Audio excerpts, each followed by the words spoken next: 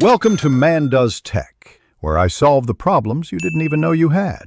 You begin by enabling Piggy build mode and positioning yourself in the project root so commands affect the right files. Open your terminal and start the build watcher using the CLI flag or environment variable. This ensures the build process runs in Piggy mode. Next, add or import the terminal event listener module and export its handler so the build can call it. Once done, kick off the first incremental build. This triggers the listener and lets you observe event outputs in the terminal immediately. Once the listener is active, you need to parse event payloads and decide what to display in the terminal and why. Concise, structured logs show relevant state without noise.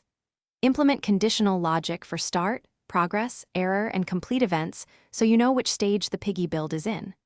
Also, make sure to debounce or throttle frequent progress events so the terminal remains readable and to prevent race conditions in handlers. Finally, emit human-friendly summaries and machine-friendly JSON for downstream tools. To finish, ensure your handler cleans up listeners on process exit so repeated runs don't leak memory or duplicate events.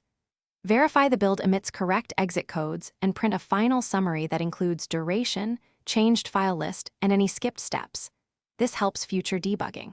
If events are missing or inconsistent, make sure the watcher is actually in Piggy mode, raise the log level temporarily, and replay the last inputs to reproduce the sequence. One key troubleshooting tip: if nothing appears, check for silenced stdout or miswired imports. Thanks for watching.